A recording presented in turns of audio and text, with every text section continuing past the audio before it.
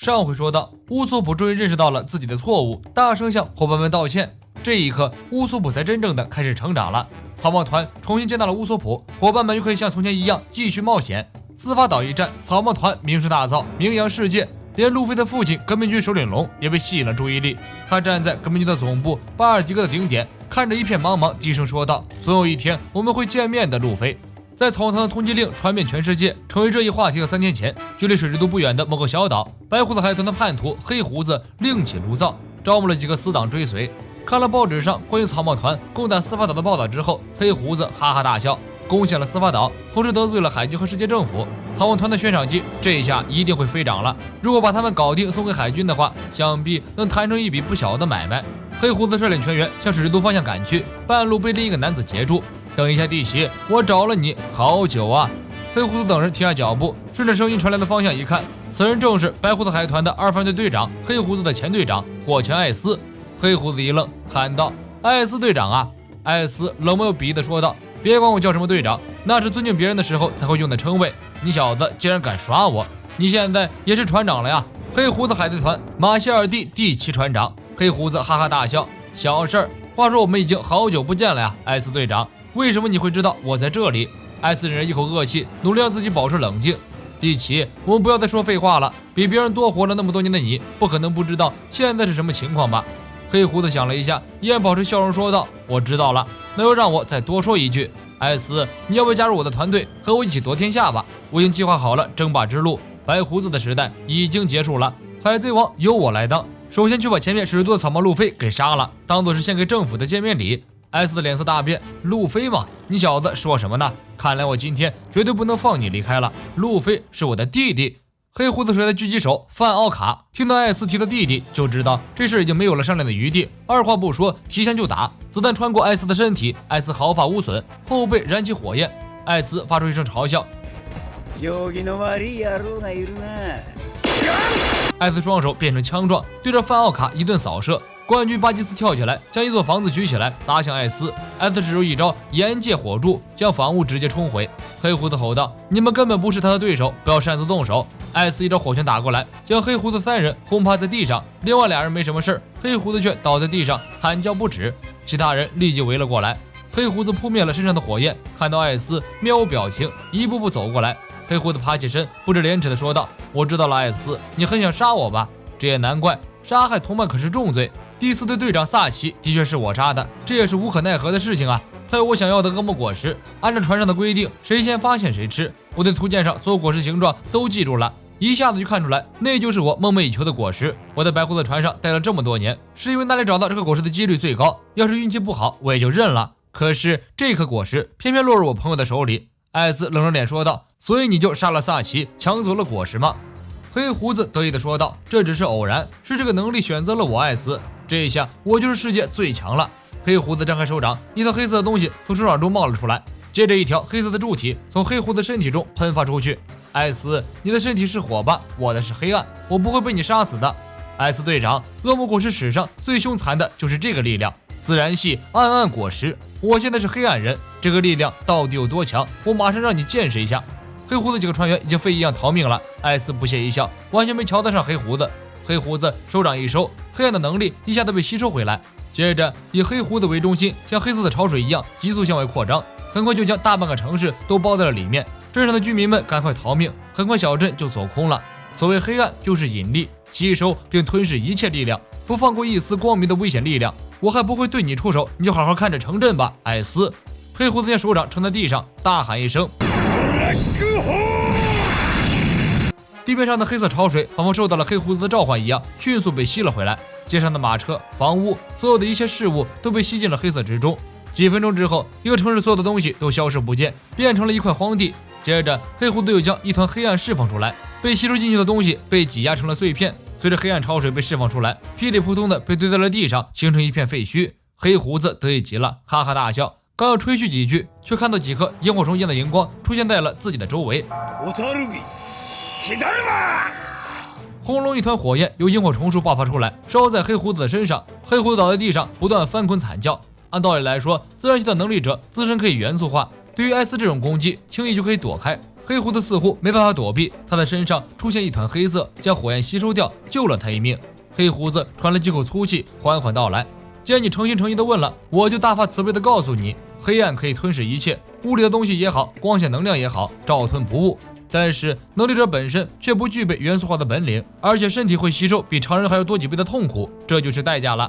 不过跟这个代价相对应的是，能力者还可以吸收一样东西。”黑胡子对艾斯张开手掌，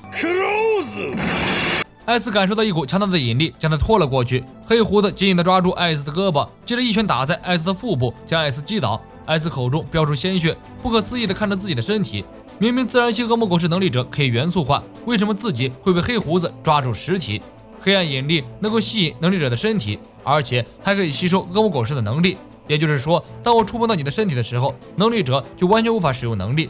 自然系、动物系、超人系，这世上所有对自己能力过于自信的能力者，我得到了对他们而言无法防御的攻击力。艾斯擦了擦嘴角的血迹，不被你抓到不就行了？黑胡子再次使出暗水，将艾斯吸了过去。艾斯被吸过去的瞬间打出火焰，火焰贯穿了黑胡子的身体。黑胡子的忍着剧痛，一把手刀砍在艾斯的脖颈上，把艾斯击倒。艾斯摸了摸脖子，这可真是棘手的能力，脖子差点被他打断。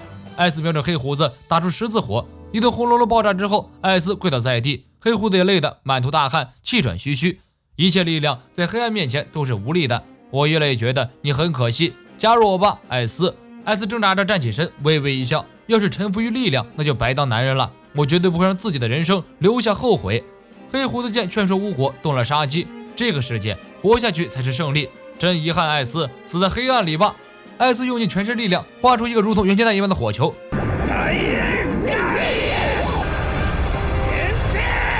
黑胡子召唤出足以遮蔽半边天的黑暗浪潮，一光一暗产生激烈的碰撞，是太阳强还是黑暗强？能获胜的人只有一个。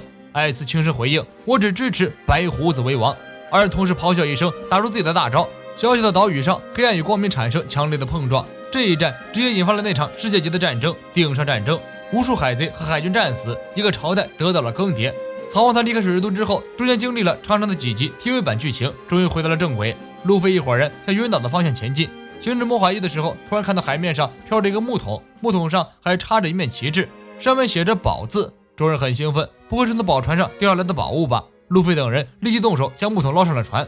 路飞和乌索普、乔巴三人唱歌庆祝捞上来了金银珠宝。财迷娜美却没有很兴奋，看了一眼后就兴致全无，淡淡的说道：“很可惜，这不是什么财宝，里面装的是酒和保存性的食物。”大家一愣，你都没打开，怎么就知道？娜美指着木桶说道：“这上面写着海神玉宝钱的字样，这叫留尊，是有人为了祈求航海顺利，献给海神守护神的。据说经过海浪洗礼的酒格外香醇。”索罗和弗兰奇一听这话，立即按耐不住。路飞祈祷了一番，然后打开绳子，掀开桶盖，结果从里面喷射出一道亮光，射到空中炸开，像是烟花一样。所有人的脸色大变，只有路飞的白痴三人组不知道怎么回事。